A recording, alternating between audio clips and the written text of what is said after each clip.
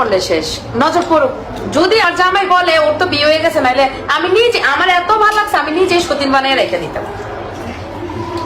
কি রে এদিকে আসো, আমার তানিশারে এত ভালো লাগছে আমি নিজে সতীন বানিয়ে।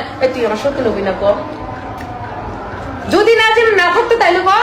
অবশ্যই দিতাম, অবশ্যই সুন্দর একটা দুজনে মার্কেট করতাম, ঘুরতাম, খাইতাম, ফিরতাম, সাজতাম, আমি ওরে সাজিয়ে দিতাম, ও আমারে সাজিয়ে দিত, বড় বড় স্টুডিও দিতাম মেকআপের। ভাইরাল করে দেন গাইস।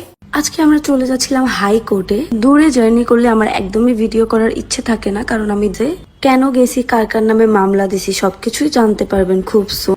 আর যারা আমাকে মেনশন দিচ্ছেন ওরা আমার নামে মামলা করতেছে, হ্যান করতেছে, ত্যান করতেছে, এটা আমার কিছু। মামলা কি করবে? মামলা করে আমাকে আর কি শাস্তি দিবে?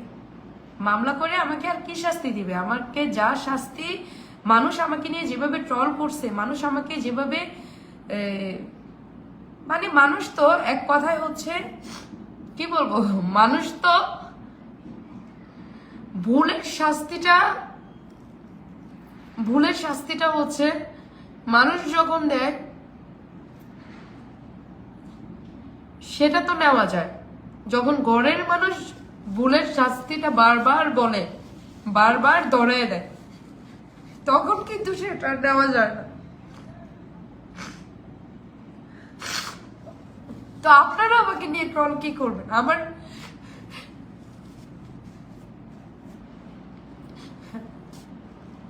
আমার নিজের কাছের মানুষে এই ভুলটা আমাকে বারবার ধরে দিয়েছে, যার জন্য আমি লাইভে এসে আমি আমার ভুলটা স্বীকার করছি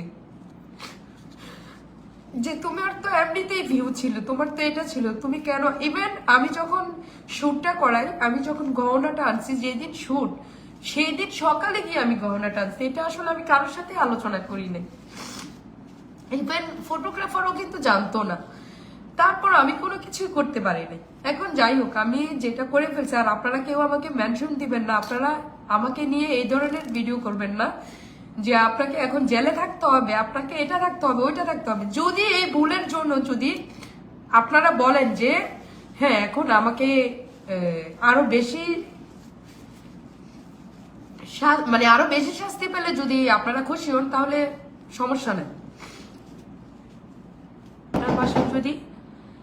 আপনার বাসায় যদি শত্রু যায়, তখন তো আপনি তাকে ভালো বলবেন।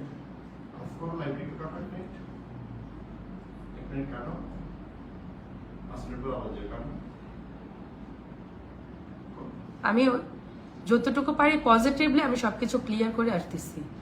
লাইভ কাটার, আমি লাইভে যেহেতু আছে, এখানে অনেক মানুষ জয়েন আছে, আমি একটু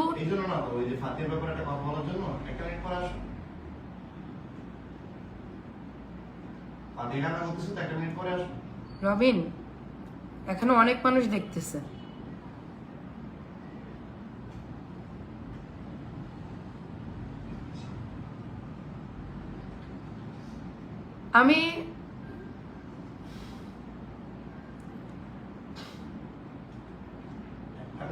আমি জাস্ট আমার কথাগুলো ক্লিয়ার করে আসতেছি।